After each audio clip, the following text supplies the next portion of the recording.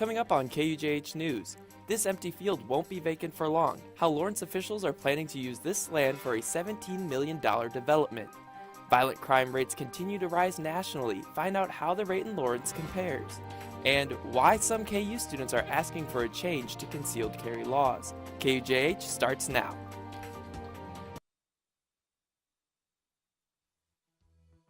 From the University of Kansas, you're watching KUJH News. Welcome to KUJH News. I'm Grant Stevens. And I'm Dan Garrett. The Lawrence Police Department is going to get a new home on the city's west side. But at least one important neighbor is not happy with where the City Commission has chosen to build it. The land is near the corner of 6th and Wakarusa, across from Free State High School. We sent KUJH reporter Jackson Kurtz out to the spot.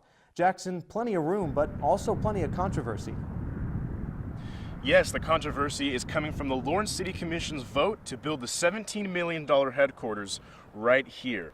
Now, this location is across the street from Free State High School. The Lawrence School Board says the city did not seek input from the district about their concerns with building near the school.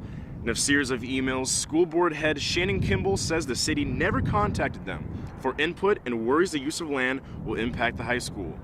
One of the major factors by the commissioner's decision to build here is the size of the property for the headquarters. It's big enough to expand in the future. The commission voted to designate 16 of the 29 acres here. The area also has much easier access to major roadways like I-70 and K-10. Now, we also reached out to the Lawrence School Board for further comment, but have not yet heard a response. Here off Overland Drive, I'm Jackson Kurtz, KUJH News. Thanks, Jackson. The City Commission postponed a vote last night that would let them bypass the bidding process for city projects. It's supposed to work like this. A design firm creates plans, then the city gets bids from contractors with estimates on what it would cost to build. The lowest estimate wins the project. The proposed change would give the city the option to pick a contractor from the outset or pick and choose the parts they send out for bids. Commissioner Mike Amix came out against the ordinance because he steps down in January. He says he doesn't want to set policy for future commissioners. Other commissioners say this new ordinance wouldn't force a single way they have to complete projects, but gives them options when choosing a method. I think really what we're looking at is just looking at some alternative approaches as options. This certainly wouldn't be a complete paradigm shift, but rather just an extension of options we have available. The postponement means it's not clear how this will impact picking a contractor for the Lawrence Police Department's new headquarters.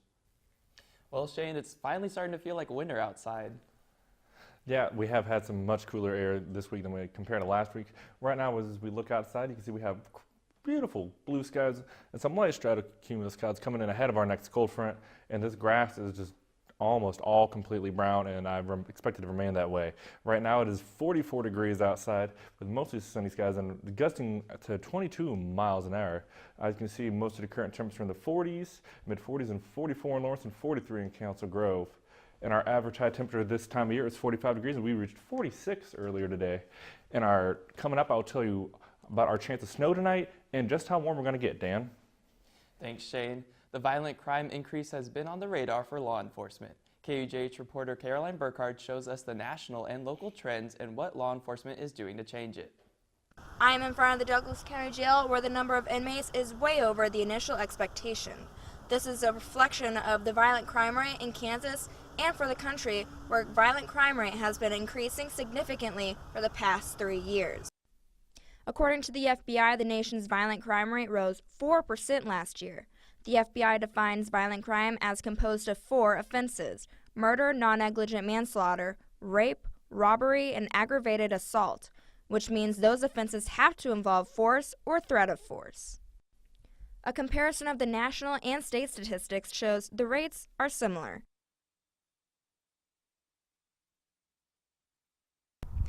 This raises the question, what is law enforcement doing to change this? We do presentations within the community and do outreach through that to try and inform and educate people. Our main thing is trying to educate people about some of the things that can happen. The highest number of criminal convictions in Douglas County last year was rape, robbery, and aggravated assault. But the most common convictions in Douglas County are theft, domestic battery, and criminal damage to property. Reporting in front of the Douglas County Jail, I'm Caroline Burkhardt, KUJH News. Another way to stay informed is to follow Lawrence Police on Twitter. The Kansas legislative session resumes in 1 month, but there is already talk about bills creating new gun restrictions. KUJH reporter Madison Coker is at the State House where some legislators are already getting to work. Madison, who is pushing for these changes?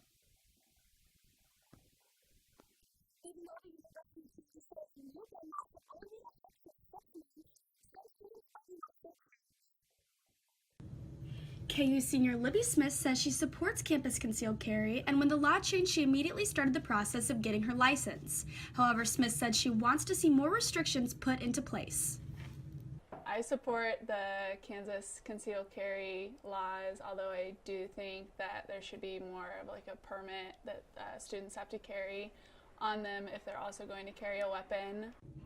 Other students agree with Smith, and a poll conducted on KUJH's Facebook page, 100% of responders want to see more restrictions when it comes to concealed carry. Kansas State Democratic Representative Dennis Heiberger says Kansas is the only state in the country that allows students to carry guns on campus without any permit or training.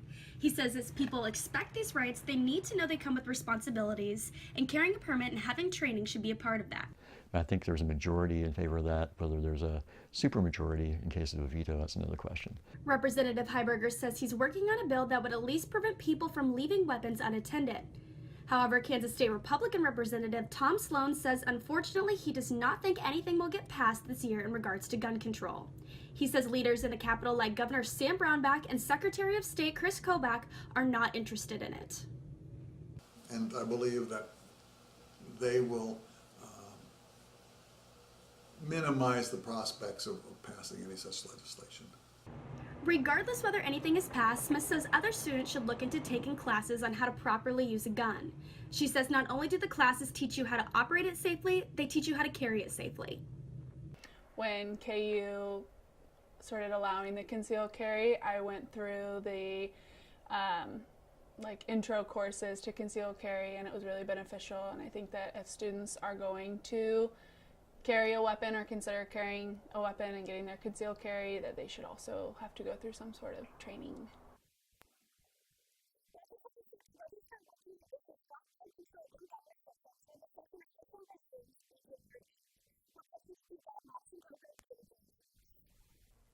Thanks, Madison. More to come on KUJH News. Find out why Kansas truckers say a new federal law violates their privacy on the road. I'm live here at the Sprint Center getting ready for KU's matchup between Washington. We'll tell you about KU's history of playing right here in Kansas City. Stay with us.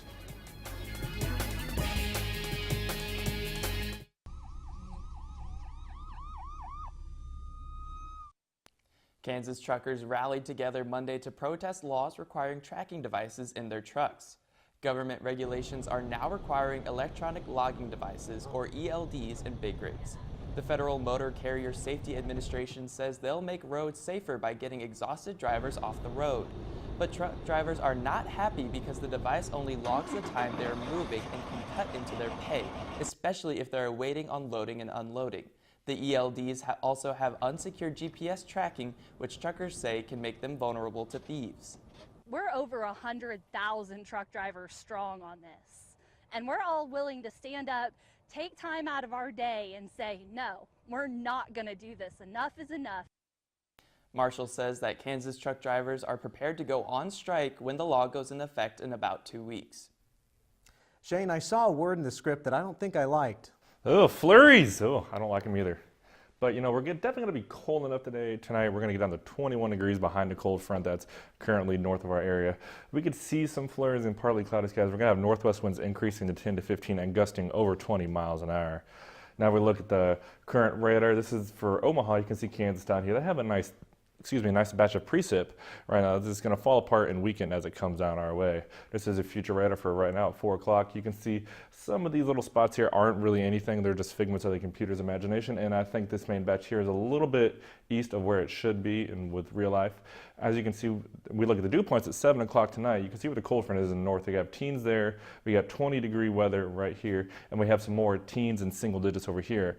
Now, if you look at the temperature map for 7 o'clock, you can see the cold air is still north of the area. So we're going to have to get that down here in combination with those dew points to get the temperatures down cold enough in order for us to have any flurries whatsoever.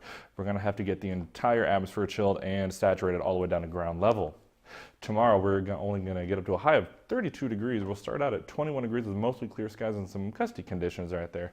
At 1 o'clock we'll warm up to 30 degrees and have bright sunny skies and northwest winds at 8 miles an hour. And as we go into the nighttime, it's going to be about 23 degrees and mostly clear skies. If we look at our 5-day planner, the Thursday is going to be the coldest day of the week at 32 degrees, while Friday and Saturday lows are going to be in the 20-degree weather. And we're going to have some high pressure coming in on Sunday and Monday. Those are going to help clear our skies out and slowly start to warm our temperatures up, with 52 being the nice warm day of the week. And I think we have a lovely week ahead of us after Thursday, Dan. Thank you, Shane. Well, tonight's home basketball game isn't in Lawrence, but lucky for us, Tyler Jones knows exactly where to find the Jayhawks this evening. Right, Tyler? Thank you, Dan. Welcome to Kansas City. We're live outside the Sprint Center in Power and Light District. Tonight, the 7-0 Jayhawks host Washington in the Jayhawks shootout. KU has a long history of playing in KC, dating back to 1899. Some may know this place as Allen Fieldhouse East, but last season the Jayhawks lost 2 postseason games in this very building, ending their NCAA tournament hopes.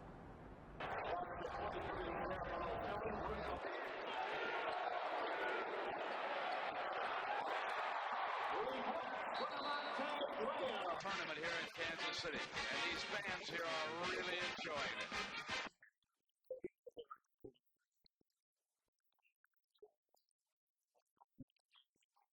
With a man underneath him, the big fella, Eddie Manning returns with those 2 personal fouls. 5 against Larry Brown.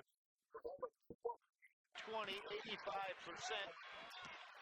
I hope John Thompson's not in the second.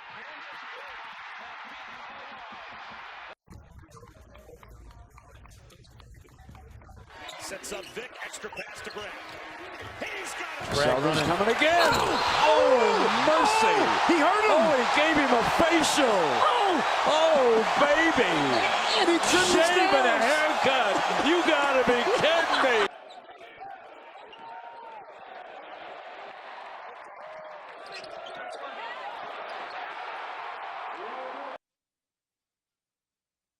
Including wins in Kansas City. Tonight, they'll try to make that 9 against the Huskies. And I'm not done talking about KU basketball yet. Coming up after the break, I'll give you my keys to a KU victory. Stay with us.